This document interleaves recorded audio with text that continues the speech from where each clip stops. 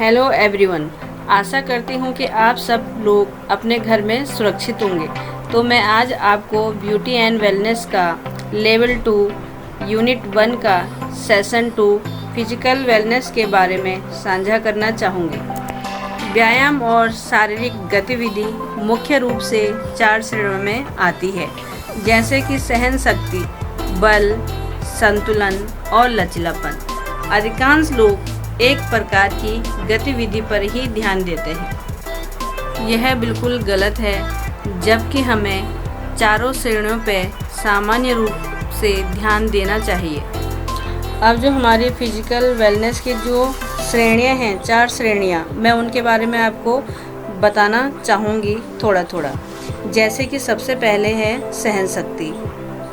सहन शक्ति या एरोबिक गतिविधियाँ जो आपके श्वसन हृदय की गति को बढ़ाती हैं, वे आपके हृदय, फेफड़े और संचार तंत्र को स्वस्थ बनाए रखते हैं, आपके फिटनेस को भी सुधारते हैं और जैसे कि परिणाम स्वरूप वे अधिक आयु वाले वयस्कों की सामान्य बीमारियों जैसे कि डायबिटीज़ हो गया, हृदय रोग को भी टालते हैं। आपकी सहन शक्ति के निर्माण से आप अपने दिन प्रतिदिन की गतिविधियों को भी सरलता से कर लेते हैं।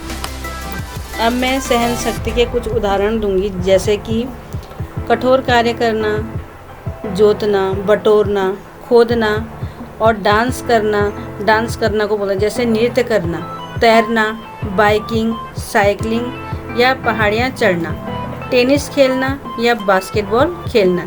यह अपनी सहन शक्ति को बढ़ावा देती हैं।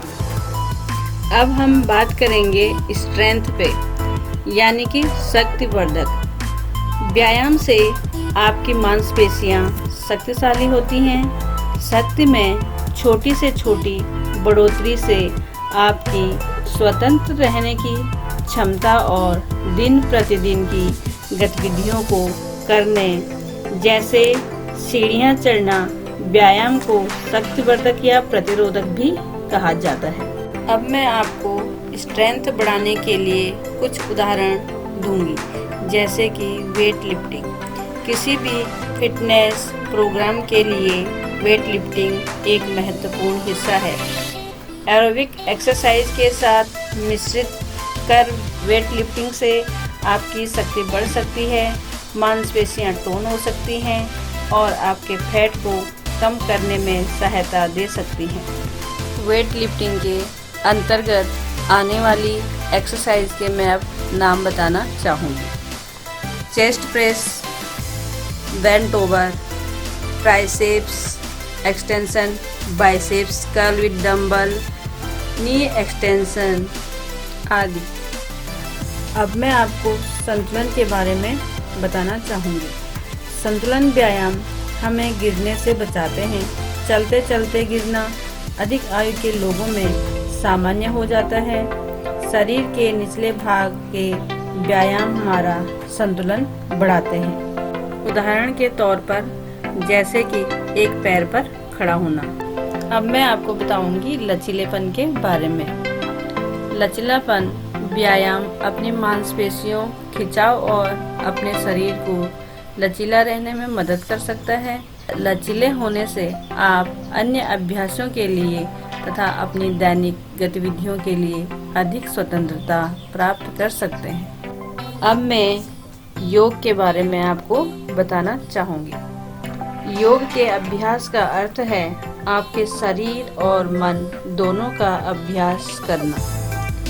प्रत्येक योग मुद्रा को पूरा करने और दैनिक अभ्यास करने के लिए इच्छा शक्ति और दृढ़ता की आवश्यकता होती है, लेकिन आपकी दृढ़ता के लिए पुरस्कार वास्तव में सभी कड़ी मेहनत के लायक हैं। योग में शरीर के साथ बड़ी सावधानी और सम्मान का व्यवहार किया जाता है, क्योंकि मानव के कार्य और विकास में उसका प्राथमिक उपादान यही है।